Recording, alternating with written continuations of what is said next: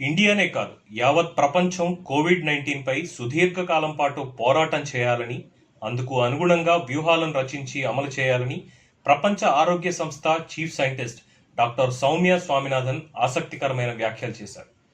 ఓ media సంస్థకి ఇచ్చిన ఇంటర్వ్యూలో మాట్లాడుతూ, భారత్లో కరోనా ఇప్పటికీ నియంత్రణలో ఉందన్నారు. లాక్డౌన్ ఆంక్షలను సడలించాక కరోనా కేసులు భారీగా పెరిగినప్పటికీ భారత్లో పరిస్థితి ఇంకా అదుపులోనే ఉందని చెప్పారు. 2021 ప్రథమార్థం వరకు కరోనాకు వ్యాక్సిన్ ఖచ్చితంగా వస్తుందని, దాన్ని విడతల వారీగా అన్ని దేశాలకు పంపిణీ చేసేందుకు ఇప్పటి నుంచే ప్రణాళికలు రచిస్తున్నామని చెప్పారు. ప్రజలు కరోనా వ్యాప్తిని అడ్డుకోవాలంటే మాస్కులను తప్పనిసరిగా ధరించాలన్నారు. కరోనా వైరస్ ప్రస్తుతం వేగంగా వ్యాప్తి చెందుతుందని, ప్రపంచ జనాభాలో కేవలం కొద్ది మంది మాత్రమే ఈ వైరస్కు వ్యతిరేకంగా ఇమ్యూనిటీని కలిగి ఉన్నారని, కానీ మెజారిటీ ప్రజలకు కరోనా సోకే అవకాశాలు చాలా ఎక్కువగా ఉన్నాయని చెప్పి విశ్లేషించారు. అనేక దేశాల్లో కరోనా ప్రభావం ఎక్కువగా ఉండేదని, లాక్డౌన్ అమలు చేస్తూ కఠిన చర్యలు తీసుకుంటున్న మూలంగా ఆయా దేశాల్లో కరోనా కేసుల సంఖ్య తక్కువగా ఉందన్నారు. భారత్లో జనాభా ఎక్కువగా ఉన్నందున మనం కరోనాతో ఎక్కువ కాలం పోరాటం చేయాల్సి రావచ్చని అన్నారు. లాక్డౌన్లు కేవలం కొంతకాలం పాటు మాత్రమే పనికొస్తాయని, అవి సుదీర్ఘకాలానికి పరిష్కారాలు కావని, కరోనాను కట్టడి చేయాలంటే దీర్ఘకాలిక ప్రణాళికలు చాలా అవసరమని చెప్పారు. ముఖ్యంగా వైద్య రంగంలో ప్రజలకు కావలసిన మౌలిక సదుపాయాలను ఇంకా పెంచాల్సిన అవసరం ఉందన్నారు. భారత్లో లాక్డౌన్ను అమలు చేసినప్పుడు కరోనా అదుపులోనే ఉన్న ప్రస్తుతం కేసులు పెరుగుతున్నాయన్నారు. అయినప్పటికీ ఇతర దేశాలతో పోలిస్తే కేసుల సంఖ్య పెరుగుదల రేటు, మరణాల రేటు తక్కువగానే ఉందన్నారు.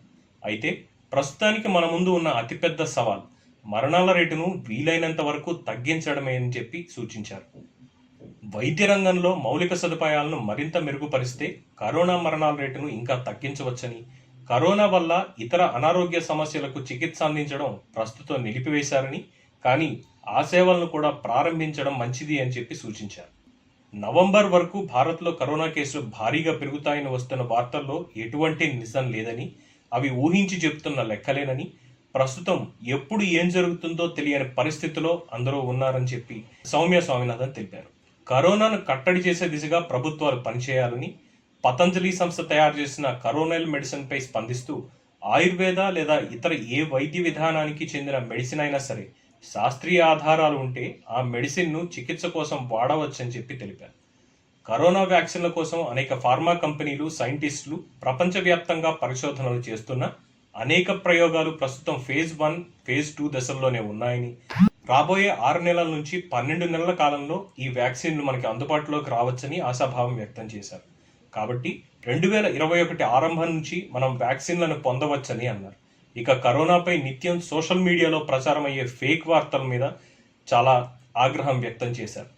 కరోనా లక్షణాలు ఏమాత్రం లేనివారు, ఇప్పుడు లక్షణాలు లేకుండా ఆ తర్వాత లక్షణాలు కనిపించేవారు కూడా కరోనాను వ్యాప్తి చెందిస్తారని, కనుక ప్రజలు మాస్కులను ఖచ్చితంగా ధరించాలని చెప్పి సూచించారు. అయితే కొందరు మాస్కులను లూజ్గా, కొందరు ముక్కు కిందకు ధరిస్తున్నారని, ఇలా చేయడం చాలా ప్రమాదకరమని, మాస్కులను సరైన పద్ధతిలో నోరు, ముక్కులను కవర్ చేసే విధంగా ధరించాలని సూచించారు. దీనివల్ల కరోనా వ్యాప్తిని చాలా వరకు అడ్డుకోవచ్చు అని చెప్పి సూచించారు.